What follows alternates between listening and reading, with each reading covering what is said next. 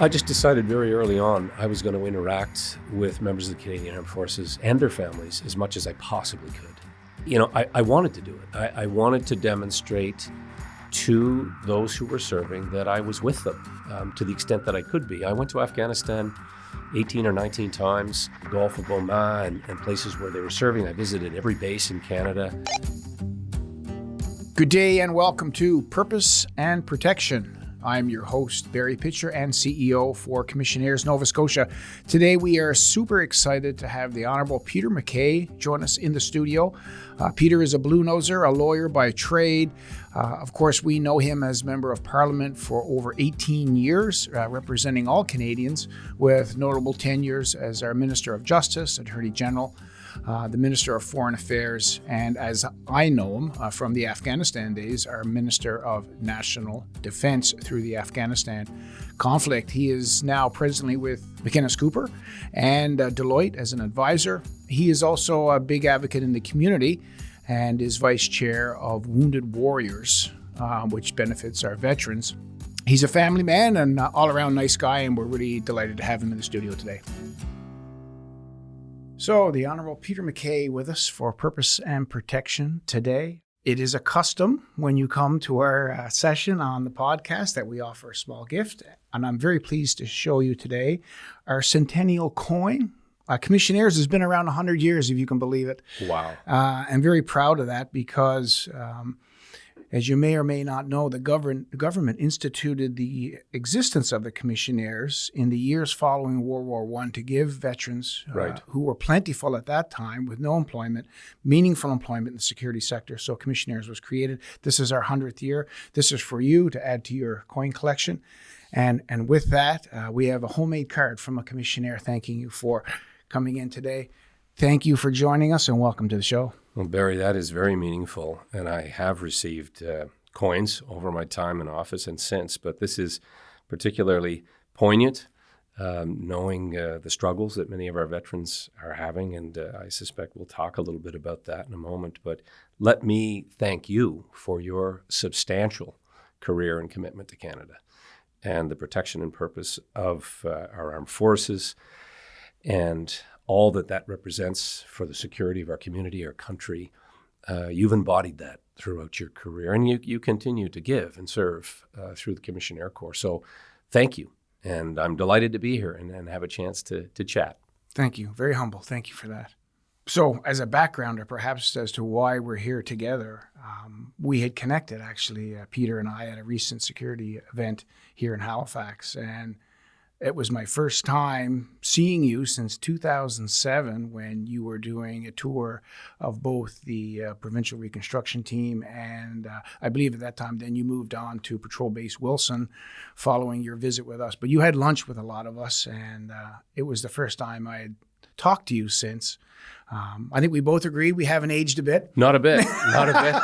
Do you know what is funny about that encounter? And I've had occasion all over the country and in some cases even outside the country to run into Canadian Forces members, some of whom are now retired or some were out of uniform and filling a different role now. And it's both an honor and privilege to meet Canadian Forces members and to hear their stories and what they're doing now. But it always takes me back, for a moment, because I'm searching my memory banks and, okay, where did I meet? Was it at a base? Was it on deployment? Was it in a training mission? Those 6 years were, as you would understand, a blur of activity. There was so much going on within the department, certainly in the mission in Afghanistan, which started, before I took on that role, but had to spool up very quickly and get an appreciation of just, how all in the Canadian Forces were and what we had to do in the toughest part of that country and that mission in Kandahar and what we needed to participate in a more meanful way and protect those who serve. Because we had a lot of civilians there well, as you'll know. Yeah. No, it was like going back in time. And speaking of the time machine, I'm going to take you back now to just a couple years ago. when you were a young lad here in Nova Scotia and growing up. So maybe tell us how you started and some of your childhood memories. Sure. Well, I mean, I really did not intend to follow the path to politics. That was not my career path. Graduated from Acadia, came here to Halifax to attend law school, finished at Dalhousie, was working at the Attorney General's department here. I'd sort of, in the course of my time in law school, decided I wanted to be in a courtroom. I wanted to be an advocate. I wanted to take part in the cut and thrust of the criminal justice system. That's what I had sort of set my sights on. Incidentally, or parenthetically, I had applied to join the Navy and looked at possibly the Judge Advocate General route as a means to a career. And there was a freeze on hiring. There wasn't a place for me at that time. And then time moves on. And I was articling and did get the call, would you like to come in? And I had sort of already put down stakes. I often wonder, how my career might have taken a much different course had I joined the Navy. My grandfather was in the Navy, and so it was always in the back of my mind. But, I went back to New Glasgow, my hometown, started a private practice, was doing legal aid defense work, and the Westray mine blew up, which was a terrible tragedy for our community. 26 men died. It resulted in a lot of shock and grief, trauma, as you can imagine. And, I was quite immersed in the community in many ways beyond just the practice of law, knew a few of the victims of that disaster. And so that was jarring. And shortly after that, because they had this prosecution around what happened, criminal prosecution, many of the senior people that were working at the Crown Attorney's office were handed that file. So there were openings. Oh. And I fell into this position of working as a Crown Attorney and was absolutely enjoying it. The challenge, of course, of being thrown in the deep end shortly after graduation was enlightening and intimidating at times, but I was doing exactly what I wanted to do. And then politics came calling. I met a young guy in Halifax at an annual meeting named Jean Charest, who was attempting to rebuild the Progressive Conservative Party, as it then was, and said, hey, you should run. You have lineage. Your dad was in politics. And I was like a lot of kids. I sort of swore I'm never doing what my parents did. Are doing. Yeah. So I sort of, shrugged and said, no, it's not really for me, but thank you. And he was persistent. He called me 6 months later, and there was an election on the horizon. And so I started giving it more thought and said, well, maybe. The process of nomination had already begun, and there were other people seeking the candidacy.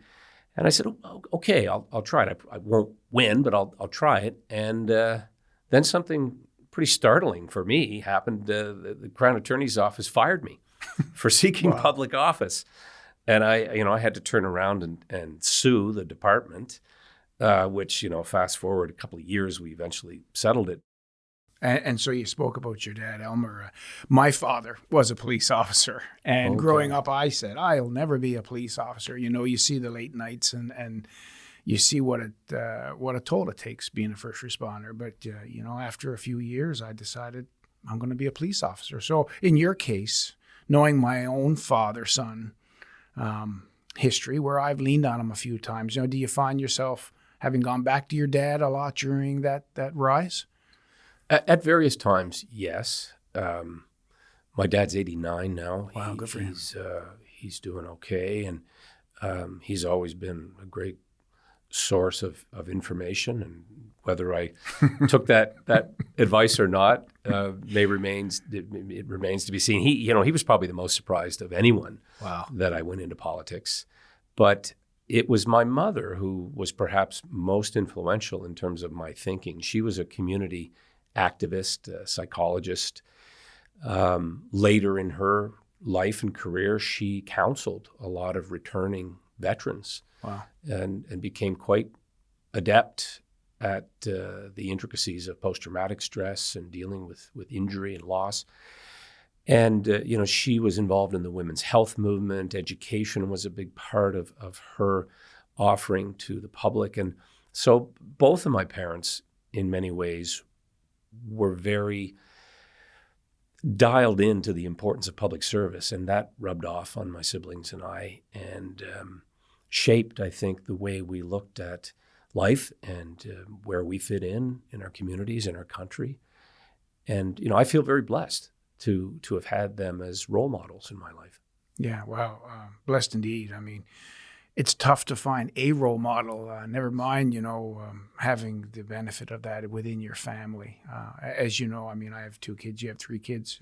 Parenting's tough. Oh my gosh. And they don't come with an instruction manual. None, 0. And men don't read instructions, by the way. No. It's funny. I remember leaving the hospital with my son, firstborn, when I was living in Ottawa. And I was literally walking out of the hospital thinking, they're actually going to let me leave with this child? I mean, do they know? And it also made me want to, a very short time after, I wanted to sit down and write a letter of apology to my mother. She was essentially a single mom, and I have 4 siblings, and different time. I think there was more of a community embrace, and parents and older kids looked out for younger kids. And I think in smaller communities that still happens to some degree, but it's far more pernicious and challenging, and the expectations are different. And I absolutely love parenting, but it is the most challenging thing I've ever done, without a doubt. Agreed, hands down.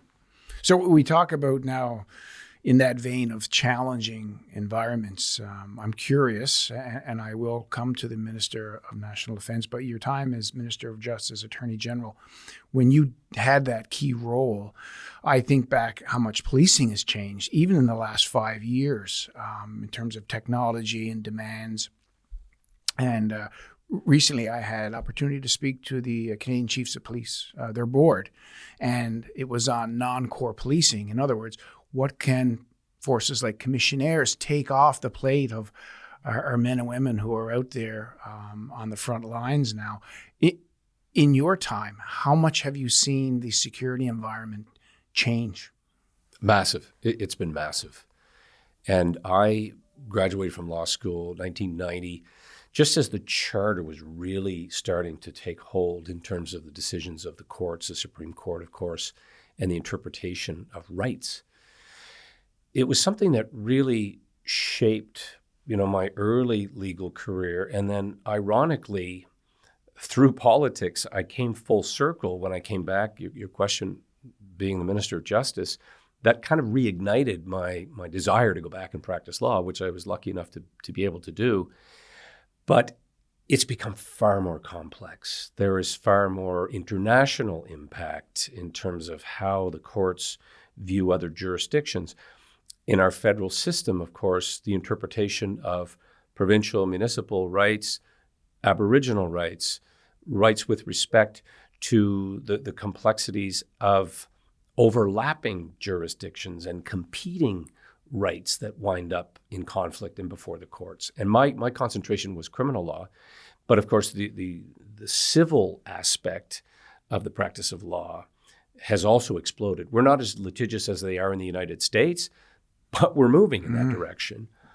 And these courts can have really far-reaching effect, as you can appreciate. And for police, to come back to your father's occupation, I worked really closely with police for many years, and it has become extremely challenging for the police on the street, both in terms of investigation, preservation, and presentation of evidence, seeing, frankly, the frailties and the failings of our justice system. I was speaking with somebody just prior to coming here and talking about how, and I don't think of police or soldiers as vulnerable, but they are. They're under massive scrutiny.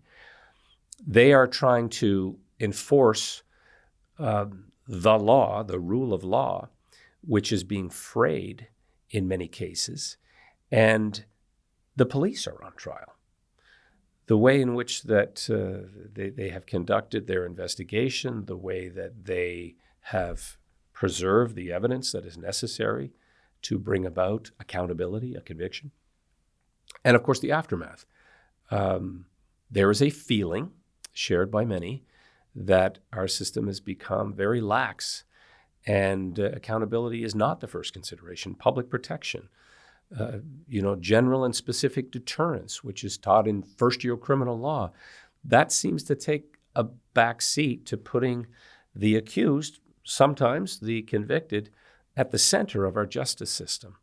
So one of the things that I do feel proud about during my, quite limited time at Justice was we brought forward, our government, a Victims' Bill of Rights, not to counter the Bill of Rights with respect to Canadians' charter rights, but to at least inject into the system again an understanding that the victim is truly the innocent. It sometimes gets lost in the drama that plays out in our system, that there is an injured party, an aggrieved party who lost property, who lost personal integrity, whose home may have been invaded, or worse. And I guess one of my big takeaways from both my prior career and working in the justice system is there is a blazing red line, in my view, when it comes to personal injury, sexual assaults, vulnerable people having paid an enormous price for just in many cases being in the wrong place at the wrong time. And they deserve much greater respect and inclusion in our system. Yeah, no, and it's funny, like when we employ veterans from the RCMP and first responders as well as military, what I find is if we speak at any of the veteran organizations, it's relatively easier for us to get somebody who's been in the Canadian Armed Forces. And this is, again, my personal philosophy, but when our men and women deploy in the military, they go over for a set period of time, they're with their peers, they're in a structured environment, they certainly will may or may not go through hell while they're there. They come back with trauma. But our first responders, every day is a tour duty. And they come home often alone, late at night. They may or may not talk to their family. And I think on the tail end of that long career is that it's tough to get them to join a group like us because they're like, but I am done. Like I have given 20, 25, 30 years to policing. They've got nothing left to give. Whereas I find Canadian Armed Forces veterans are like, I still got something in me and I want to give back. So again, from CEO Commissionaires, it's been my observation that it's tough to get them in the door because of being exposed to everything that you just said. And it is, depending on the length of career and your deployments and, where you may have been stationed, there are similarities. There's no question. And of course, there is military police. There's a component within the Canadian Armed Forces. But the trauma that can ensue for police officers, you're right, is a very, it's that slow drip and sometimes like the old adage of the frog in the boiled water, and there becomes a tipping point.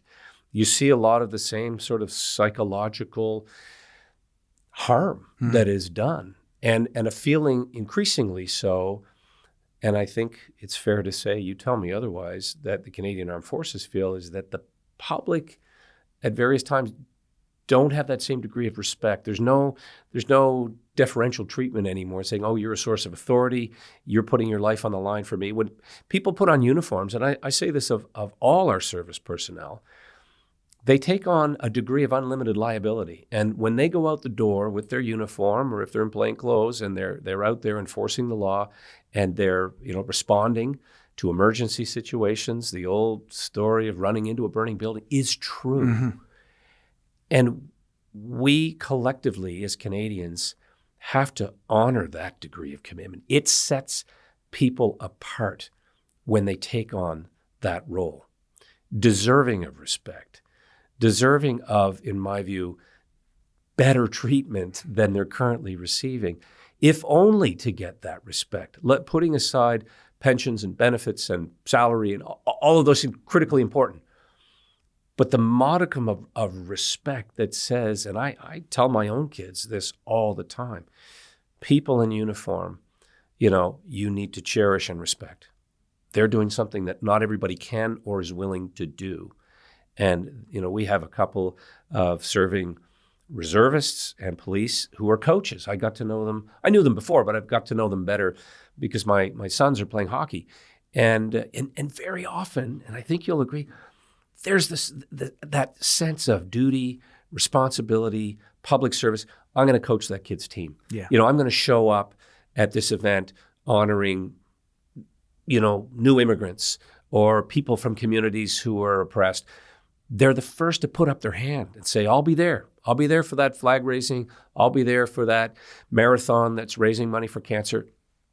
There's a connective tissue that I see constantly in communities large and small to service personnel. Yeah, and boy, was it at its heyday when you were minister. Remember Red Shirt Fridays Sure and my goodness, Highway of Heroes. Highway of Heroes. I would come home on leave. I didn't have to buy a coffee at Tim's. I was on a plane rooting through Dubai, and they moved me to first class when they knew. It was feeling of gratefulness that during those years that we were at war and sacrificed so much. It's a good feeling. And I got to tell our viewers and listeners out there, if you see somebody in uniform, whether it be first responder, military, one of our commissionaires, and you see they have ribbons, please thank them for their service. Because if there's one phrase that we never get tired of hearing, it is thank you for your service. Thank you for your service.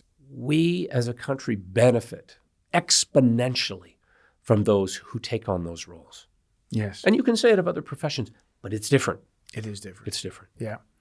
If we go to your time now as minister, again, I remember, my visual of you stepping off a helicopter in Canada. And I have to tell you, as far as that norm for politicians, I think most Canadians would agree, it's not an image that you would expect to see.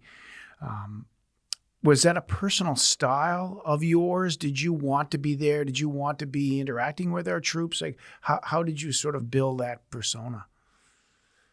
I just decided very early on I was going to interact with members of the Canadian Armed Forces and their families as much as I possibly could. I was obviously required to be in Parliament, to be in my own constituency, and that's, again, something because of our system that you can never lose sight of your role as a local representative.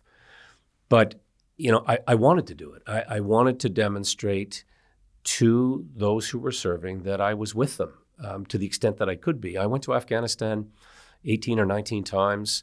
I went on other visits to, the Gulf of Oman and places where they were serving. I visited every base in Canada, working out of the Department of National Defence at the headquarters in Ottawa.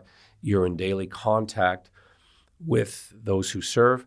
I was really, really fortunate to have worked with some extraordinary leaders in our country, Chiefs of Defence Staff, Walt Matinchuk, of course, General Hillier, and many, many others that, to me, gave me good advice and insight into what my role should be. And then there were painful times for sure. Oh, yeah. And I don't want to reflect on that too much, but I mean, I went to every repatriation I could. I was in Afghanistan when we had ramp ceremonies, and you never forget that.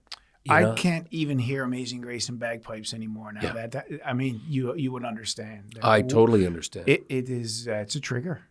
Yeah, I was at a friend's house recently who has a love of bagpipes, and I grew up in a Scottish community. I love the sound of pipes, but it takes on such a different meaning now. Yeah, I well up, and there's times I've shed a tear just hearing that at an unrelated event, but just Amazing Grace on the bagpipes, as you know, and when you see those flag draped coffins go by, it stays with you.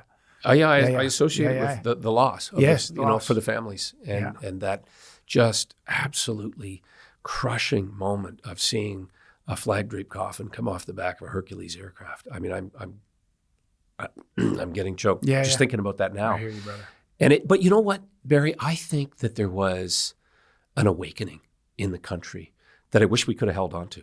I think in those moments people did get it. Maybe not since the Second World War or Korea, that there's a cost to freedom. And I'm not trying to be melodramatic, but there is a price to pay to put people in harm's way. Whatever the cause and the politics that can be debated, but we were there for the right reason. There is a generation of Afghan kids who will smile and feel a moment of safety when they see a Canadian flag. You had tabled not only one of the largest expenditures in defense history, but You were at the helm at the time when we had proven ourselves as a fighting force, that we had put those Canadian flags in the hands of those Afghan children. We opened schools over there. And now here we are, and there's a new face of asymmetric warfare, digital threats from non-state actors. Have we learned anything from our time in Afghanistan, I guess would be my question. I think we have. I think there's a sense of urgency that exists now that even rivals what we were feeling after 9/11, given what's happening in Ukraine, given what's going on in the Middle East, what could happen in Taiwan. The proximity of that is even perhaps greater than it was. I challenge people to even find Afghanistan on a map prior to 9/11. But here it is. It's butting up against our shores. I don't need to remind you, the Russians are just across a body of water in the Arctic. We know that the submarines, that intercontinental ballistic missiles, and the ability for our adversaries to harm us is getting more proximate. And so we've learned those lessons. We know it to be true, and yet we have grossly underinvested in the very basics that the Canadian Armed Forces need. You mentioned cyber. We have, as a country, invested in the communication security establishment, but not enough, not given the prolific efforts of, well, I'll say it, China, Russia, Iran, non-state actors. So, yeah, hard lessons learned, but yet lessons nonetheless that we don't seem prepared to heed or to act upon. You said it. We tabled big defense budgets, and the public were behind it. 100%. Which made it easier. Jim Flaherty used to sort of cringe when he'd see me coming, and he introduced me once in his riding, and he said, here's the guy, this minister, who comes to me after cabinet meetings every day, and he says, we need more kit. And I'm thinking myself, this is Jim talking, I'm thinking boots and uniforms and helmets. No, main battleships and light armored vehicles and aircraft. But, and that comes back to your question about why I went as often as I did and visited, because I saw with my own eyes, the necessity of protective equipment that not only saves the lives of those who serve, but the people they're sworn to protect. And it was needed. Asymmetrical warfare was something we hadn't encountered to that degree. And yet we sent people there with forest green uniforms, light armored Iltis Jeeps. Yeah, hard to believe now looking back. It sure is. But it's here again. And we've depleted our readiness and our capabilities by sending equipment to Ukraine, which I completely support, but we haven't replenished. And the bigger challenge still is we are down 14,000, 15,000 regular force personnel at a moment where we're being challenged by our NATO partners, most notably the United States, to do more, which I think Canadians want to do. Certainly the forces want to do, but not without the protection that they deserve when they sign up.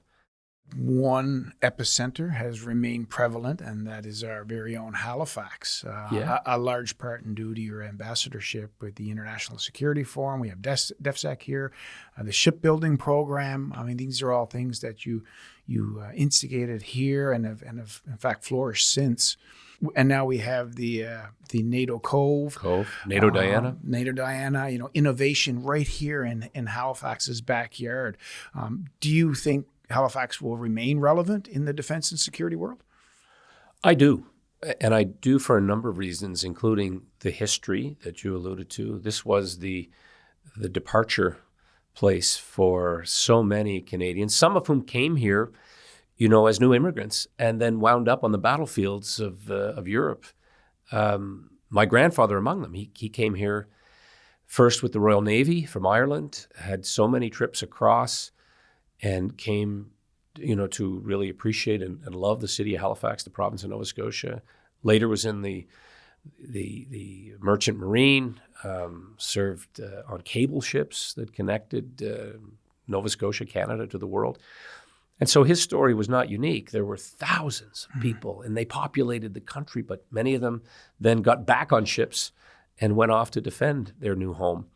And so that history is real, not to mention the Citadel that goes back to our foundation and our First Nations.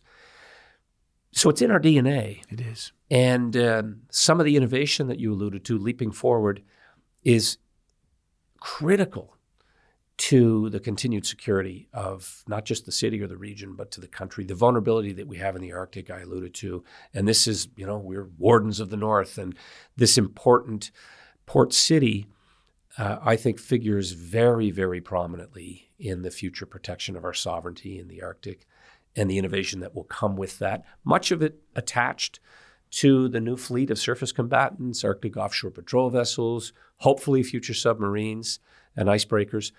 All of that is in the proverbial pipeline, but takes years and multiple governments of different stripes staying on course and not canceling programs or deviating from that commitment. But Halifax, I believe, is a central piece. Largest number of Canadian Forces members in uniform in this city of any base. People don't associate that with Canadian Forces, but here it is. And the percentages you would know, because of some of that history I alluded to, there's a family tradition. There is a understanding about the importance of service. We're small compared to the overall national population, but very large in terms of the proportional number of people who will join the Canadian Forces. So I think that bodes well for the city amongst all the other things that are happening here and investment.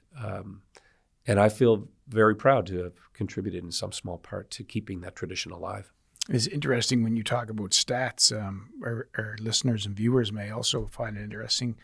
In addition to the stats that you had said, the largest proportion of veterans also live here in Nova Scotia. Of my 1,300, I think 465 are veterans that work for us. The RCMP, highest number of retired RCMP veterans live right here in Nova Scotia. So we why is it? Maybe it's better to live out east, but we have this sense of family here. And for our viewers, when we say DefSec, Defense and Security, sometimes we slip into the acronym world, but there's a lot of them. TLAs. Yes, that's right. Three-letter acronyms. I got a master's course in those three-letter acronyms when I went over to the National Defense Department. I thought they had a lot at Global Affairs or then Foreign Affairs, but nobody holds a candle to it. Yeah. But to Halifax being an attraction and a retirement community, I think a lot of people who passed through during their service, either with RCMP or other branches of the Canadian Armed Forces, they came here and they did feel that community and that respect, and I think it's very tangible in this city. It is in other places too, in Fredericton with Gagetown and Shiloh and many other bases that I've had the good fortune to visit. But there's something unique about this city.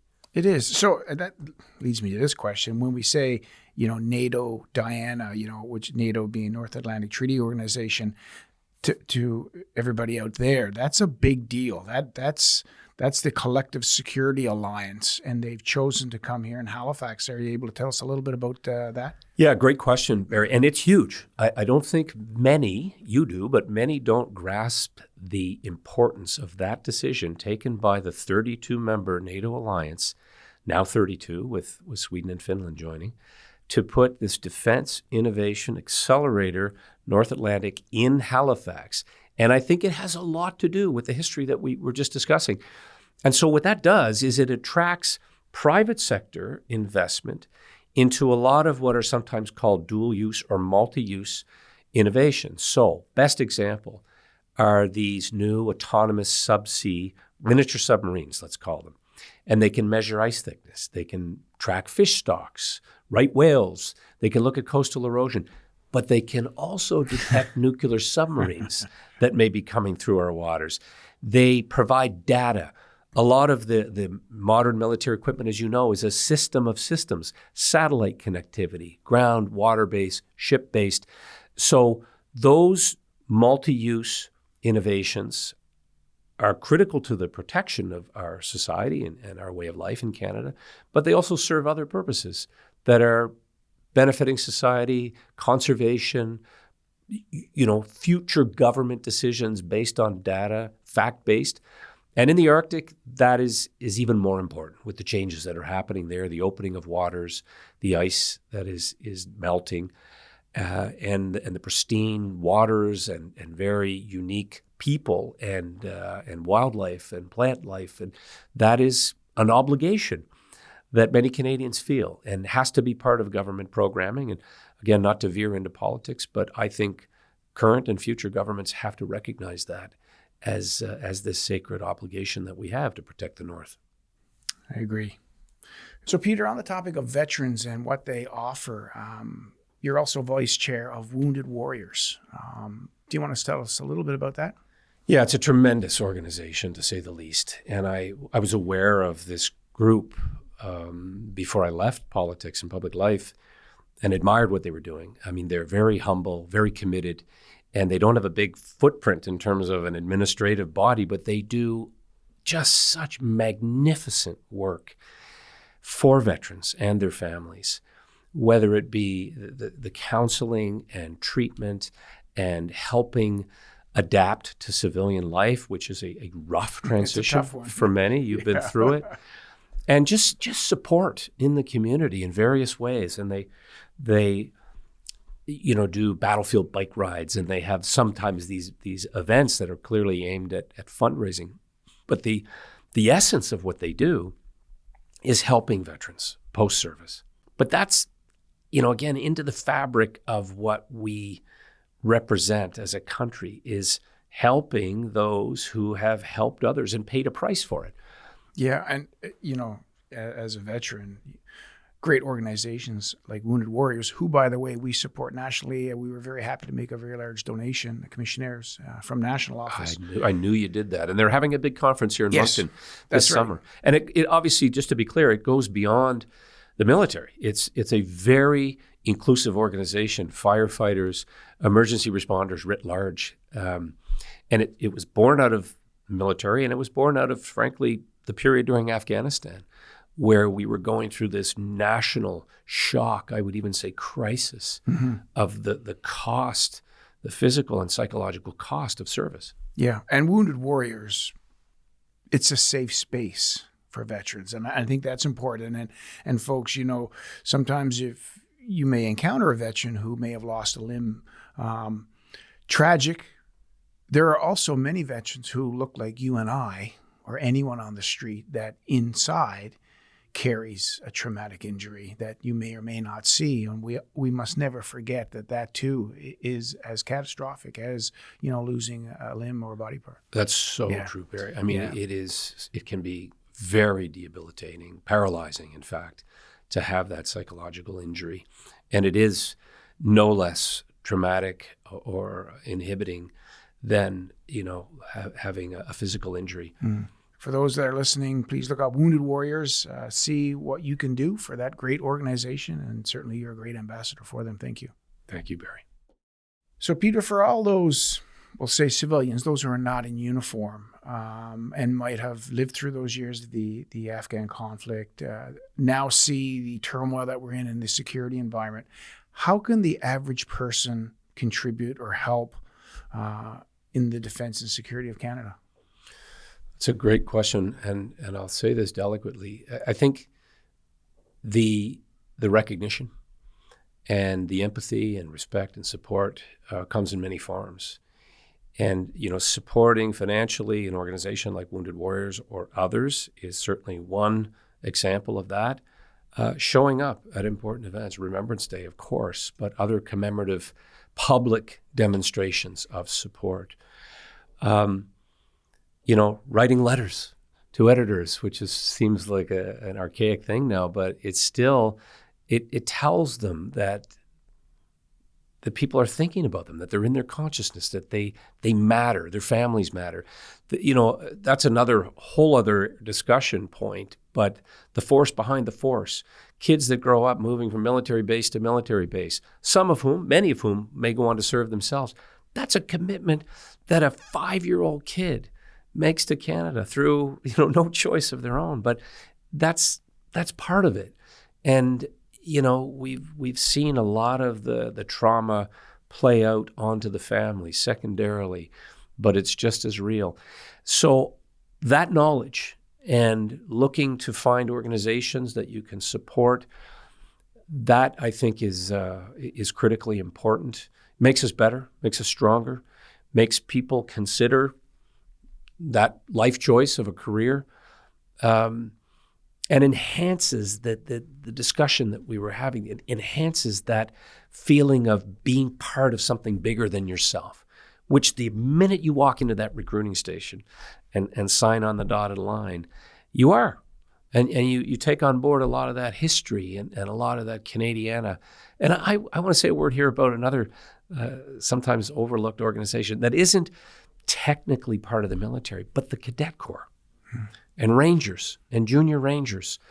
I mean, that you want to see the face of Canada, Barry. You want to see the bright, optimistic face of Canada that doesn't look like you and I because they come from everywhere. It's in the Cadet Corps.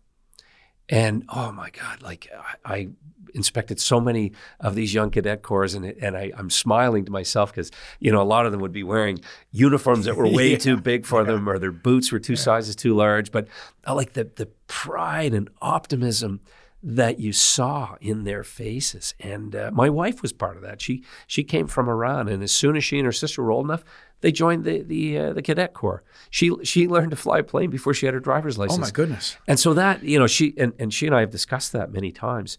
That's a great organization that teaches life skills and being part of a team and supporting members around you. And I can't say enough about the Cadet Corps. Yeah, and I guess shout out to your wife as well. Accomplished very much in her own right in her work with the child executions. I won life's lottery. I married way up, as we all do. We all do. Yeah. No, for sure. And I don't know if you know this, but we've started a counter human trafficking initiative with the commissionaires. Now we train all our commissionaires to watch out for those things. But she has been a great ambassador, and I know family is very important to you. And I guess on behalf of both of us, a special shout out to all the families, to the spouses, to the partners, to the kids that allow their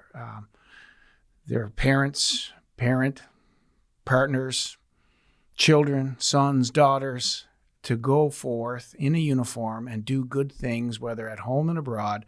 That would not be possible without them. So here's a shout out to all our families out there. Yeah, absolutely.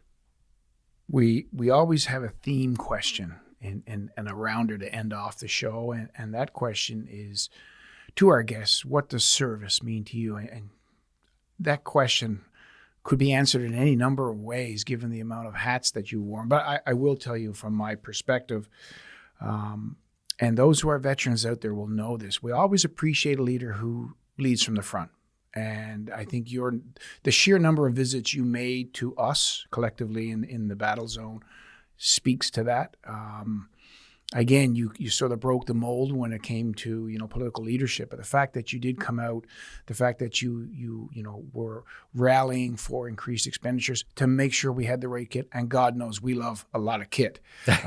So when we have somebody at your level that's willing to be our beacon of hope, it is greatly appreciated. So maybe you would like to share with us what is based on your experience, what is the meaning of service to you? Well, it's a great question, Barry, and I said earlier, you epitomize that, as do so many in our country, which is inspiring. And so service to me is looking beyond yourself and even your community and trying to make things better, trying to improve the lives of those around you, trying to find your path to contributing to, the betterment of individuals, of groups. Volunteerism is, I think, not waning, but it's being challenged now because of other pressures. But it has to be instilled, I think, early in life. And I think, leading, as you said, by the front or by example, I never considered it that. I think having people around you that push you and provide the type of example that you want to aspire to, I think that's all part of the choice and the decisions that you make in your life. I want to be like that person. I find what they're doing to be exemplary. And I was really fortunate throughout my life to have had mentors and people who did instill that, deliberately or otherwise, but you pick it up. So in some small way, I hope that I've made a difference for others. Well, I think it goes without saying that you have. And on behalf of all of us at Commissionaires Nova Scotia and all our viewers and listeners, thank you for your public service and for being that beacon of hope for all of us.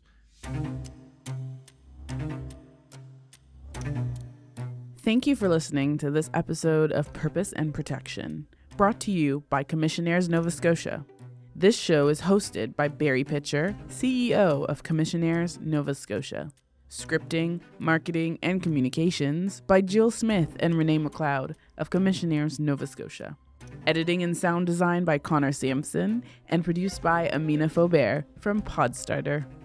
Special thanks to the Honourable Peter MacKay and to you, our listeners, for your continued support.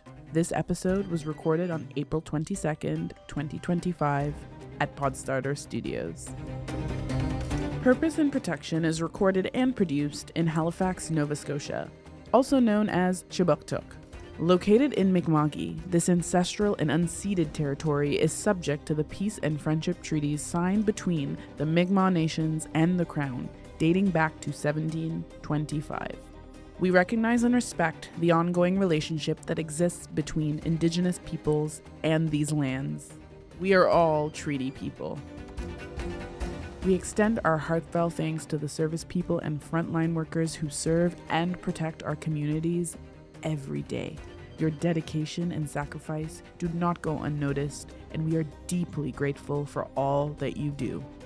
We look forward to sharing more stories with you next month. Until then, be sure to follow, rate, and share Purpose and Protection wherever you get your podcasts.